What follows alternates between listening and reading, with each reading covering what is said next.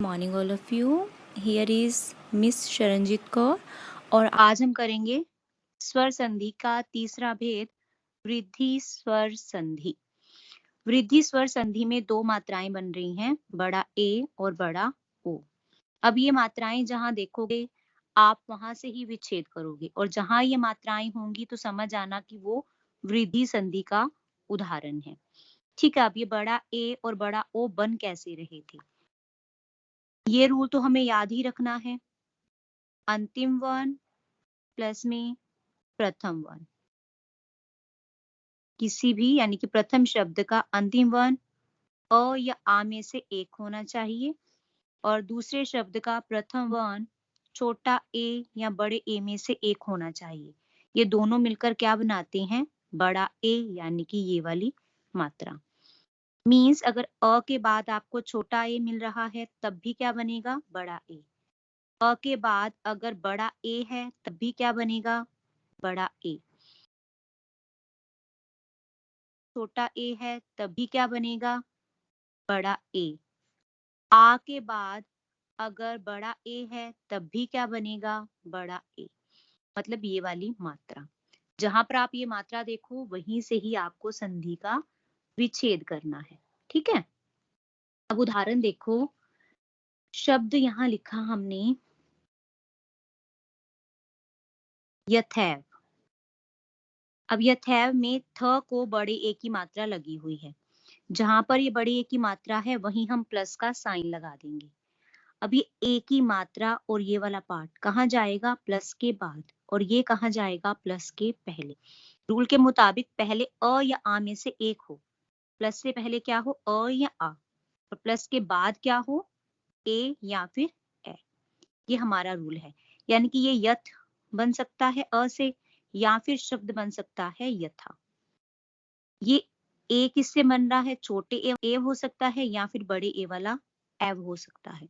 अब हमें इन चारों में से सही संधि विच्छेद को छांटना है कि क्या हो सकता है। यत कोई शब्द नहीं होता, यथा होता है। एव होता है, एव नहीं होता। एव की स्पेलिंग ये है, तो सही संधि विच्छेद क्या है, यथा प्लस एव। अब ये सही है या गलत, हमें इसे प्रूफ भी करना है। अंतिम वर्ण क्या है, आ। प्रथम वर्ण क्या है, ए। आ और ए मिलकर क्या बनाते हैं, ए। अब थ में से जब हमने आ निकाल दिया तो थ रह गया आधा हलंत वाला। इस थ में जब ये ए जोड़ेंगे तो क्या बन जाएगा, थ। ये ए की बड़ी ए की मात्रा क्या होती है, ये वाली ना, तो क्या बन जाएगा, थ। यहाँ क्या बचा, य। थ यहाँ आ गया था, ए यहाँ आ गया था, पीछे क्या बचा, वो। तो यहाँ य, इस थ से मिलकर ये वाला बना है, ये ए यहाँ आ गया था, पीछे क्या बचा, वो। तो वापिस शब्द क्या बना, यथैव। मतलब हमारा संधि का विच्छेद भी सही है और संधि की ज्वाइनिंग भी सही है। ठीक है, एक और उदाहरण देखो, मतैक्य। ठीक है, अब मतैक्य में देखो त को बड़ा ए है तो यहाँ प्लस का साइन लगा देंगे। ये ए की मात्रा और ये वाला पार्ट कहाँ जाएगा, प्लस के बाद, और ये कहाँ आएगा, प्लस के पहले। मतलब प्लस के पहले या तो शब्द हो सकता है मत या हो सकता है मता। ये ए किससे बन रहा था, छोटे ए से क्या हो सकता है, या क्या हो सकता है। अब हमें इन चारों में से सही शब्द को ढूंढना है। मत होता है, मता कोई शब्द नहीं होता, क्या कोई शब्द नहीं होता, क्या होता है। तो सही संधि विच्छेद क्या है, मत प्लस क्या। अब ये सही है या गलत, इसको भी देख लेते हैं। अंतिम वर्ण क्या है, अ। प्रथम वर्ण क्या है, ए। अ और ए मिलकर क्या बनाते हैं, ए।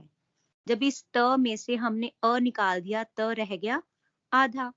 अब इस आधे त में जब ये वाला ए जोड़ेंगे, त में जब हम ए जोड़ेंगे तो क्या बन जाएगा, तय, है ना। अब ये त तो यहाँ आ गया, ये ए यहाँ आ गया, यहाँ क्या बचा, सिर्फ म।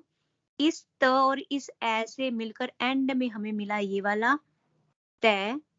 ये यहाँ आ गया था, पीछे क्या बचा, आधा क और य।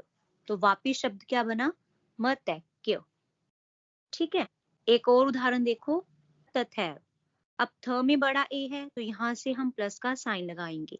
ये ए की मात्रा और ये वो कहाँ जाएगा? प्लस के बाद, और ये कहाँ आएगा? प्लस के पहले। तो यहाँ शब्द तथ हो सकता है या फिर तथा। यहाँ पर एव हो सकता है या फिर एव हो सकता है।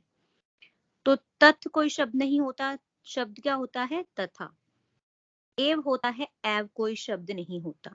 मतलब हमारा संधि विच्छेद सही क्या है? तथा प्लस एव।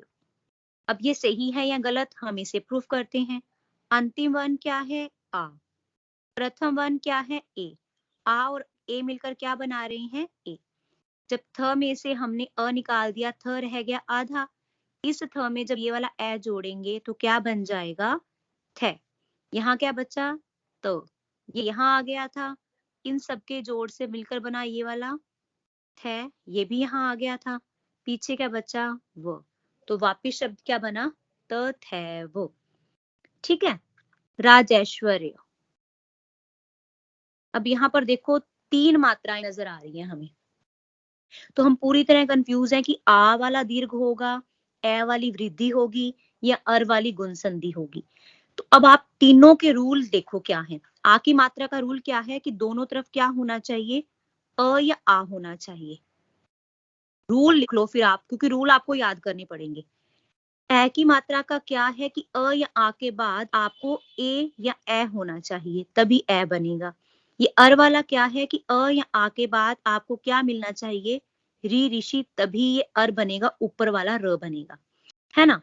तो अगर हम आ वाला देखें रूल फर्स्ट, आ से अगर हम संधि विच्छेद करते हैं तो ये मिलेगा हमें, है ना।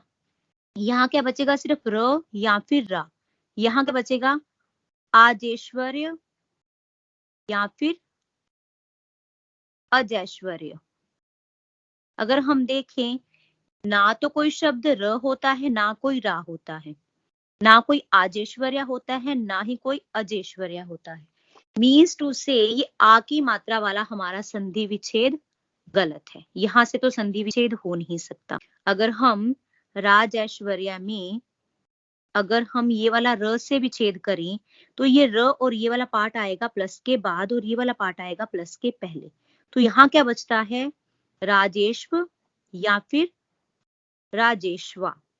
और ये र किससे बन रहा था? री ऋषि से। मतलब यहाँ क्या आएगा? रिय। ना तो कोई शब्द राजेश्व होता है, ना राजेश्वा होता है, ना ही कोई रिय शब्द होता है। मीन्स टू से ये वाला संधि विच्छेद भी हमारा गलत है। तो अब हमारे पास कौन सी मात्रा बची? बड़े ए की। तो अब हम यहीं से ही संधि विच्छेद करते हैं और देखते हैं क्या हमारा यहाँ से संधि विच्छेद सही हो रहा है या नहीं। जैसे करेंगे, यहाँ लगाते हैं प्लस का साइन। ये ए की मात्रा और ये वाला पार्ट कहाँ जाएगा? प्लस के बाद। ये कहाँ आएगा? प्लस के पहले। तो प्लस के पहले शब्द हो सकता है या तो राज या फिर राजा। ये ए किससे बन रहा था? छोटे ए वाले ऐश्वर्य से या फिर बड़े ए से। तो यहाँ शब्द हो सकता है राज, या हो सकता है राजा, या हो सकता है ऐश्वर्य, या फिर हो सकता है ऐश्वर्य। अब हमें देखना है इन चारों में से सही शब्द। तो यहाँ सार्थक शब्द क्या होगा? राजा, राज नहीं होगा। ठीक है। यहाँ ऐश्वर्य की स्पेलिंग जब हम बोल रहे हैं ऐश्वर्य, तो ऐश्वर्य नहीं होता, क्या होता है? ऐश्वर्य। ठीक है। तो सही सार्थक संधि विच्छेद क्या है राजेश्वर्य का? राजा प्लस ऐश्वर्य। अब हम इसको देखते हैं जोड़कर कि क्या ये सही संधि विच्छेद है। अंतिम वर्ण क्या है? आ। प्रथम वर्ण क्या है? ए। आ और ए मिलकर क्या बनाते हैं? बड़ा ए। अब ज में से जब हमने अ निकाल दिया, ज क्या रह गया? आधा। इस ज में जब ये वाला ए जोड़ेंगे तो क्या बन जाएगा? जय। ये जो यहाँ आ गया, ये ए यहाँ आ गया, यहाँ क्या बचा? सिर्फ रा, और यहाँ का बचा श्वर्य। तो रा, इस ज और इस ए से मिलकर एंड में हमें मिला ये वाला जय, और ये पीछे क्या बचा? श्वर्य। तो वापिस शब्द क्या बना?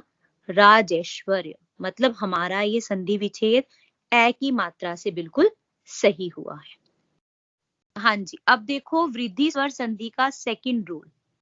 अंतिम वर्ण प्लस में प्रथम वर्ण। अंतिम वर्ण क्या होना चाहिए? अ या आ में से एक होना चाहिए।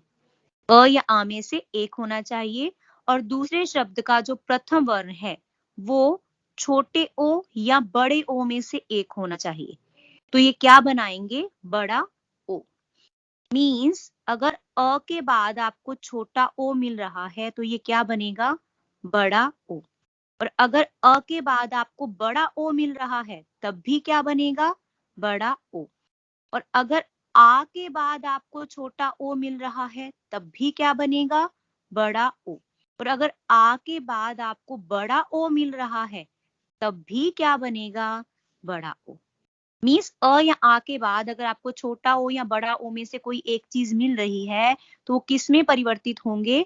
बड़ा ओ में ही परिवर्तित होंगे। ठीक है, अब जहां पर आप इस बड़े ओ की मात्रा को देखो वहीं से ही आपको संधि का विच्छेद करना है। ठीक है, अब उदाहरण देखो, दंतोष्ठ।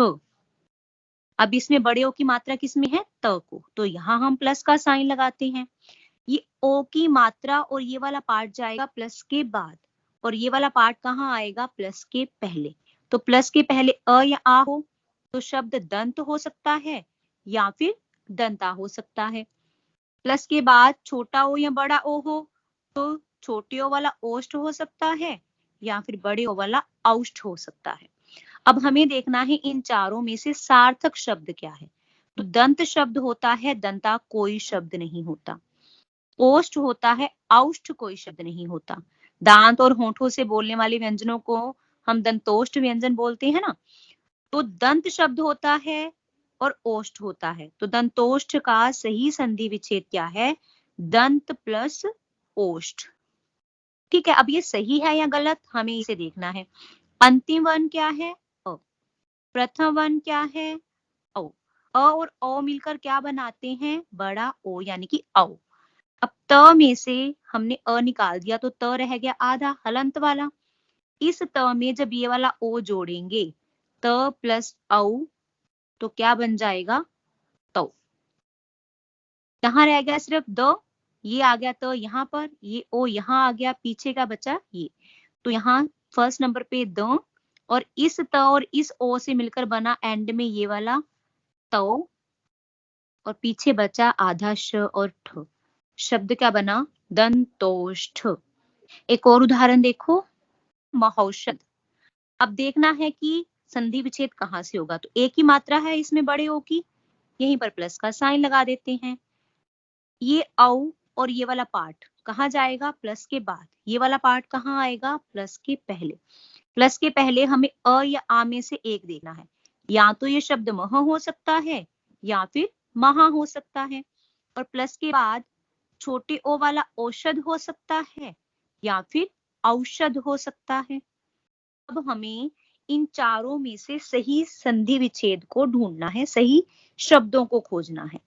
तो मह कोई शब्द नहीं होता, शब्द क्या होता है? मां। औषध नहीं होता, औषध होता है। तो सही संधि विच्छेद क्या है? महा प्लस औषध। अब ये सही है या गलत, इसको हमने देखना है। ह में अंतिम वर्ण क्या है? आ। प्रथम वर्ण क्या है?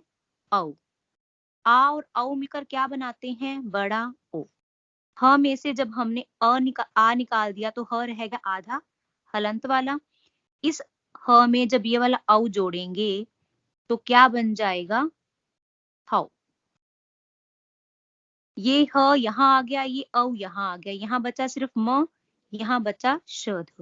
तो म इस हा और इस औ से मिलकर बना ये वाला हाउ और पीछे बचा शद। तो वापिस शब्द क्या बना? महौषध। ठीक है, एक और उदाहरण देखो, परमौषध। यहाँ पर भी देखो, यहाँ औ की मात्रा है। मात्रा और ये पार्ट कहाँ जाएगा? प्लस के बाद। ये वाला पार्ट कहाँ आएगा? प्लस के पहले। तो प्लस के पहले अ या आ हो, परम हो सकता है या फिर परमा हो सकता है। यहाँ औषध हो सकता है या फिर औषध हो सकता है। तो इन चारों में से सार्थक शब्द ढूंढने हैं हमें। परम होता है, परमा नहीं होता। औषध नहीं होता, औषध होता है। तो सार्थक संधि विच्छेद क्या है परमौषध का? परम प्लस औषध। अब ये सही है या गलत, हम इसे प्रूफ करते हैं। अंतिम वर्ण क्या है? अ। प्रथम वर्ण क्या है? औ। अ और औ मिलकर क्या बनाते हैं? बड़ा ओ यानी कि औ। अब म में से हमने अ निकाल दिया तो म रह गया आधा। इस म में जब ये वाला औ जोड़ेंगे, म में जब हमने औ जोड़ा तो क्या बना? मौ। प, र, इस म और इस औ से मिलकर एंड में हमें मिला ये वाला मऊ। ये ओ यहाँ आ गया था, पीछे क्या बचा? श और ध। वापिस शब्द क्या बना? परमौषध। परमौषध। ठीक है? तो मतलब हमारा संधि विच्छेद भी सही था और इसकी ज्वाइनिंग भी सही थी। अब बताओ मुझे यहाँ तक वृद्धि संधि में किसी को कोई डाउट?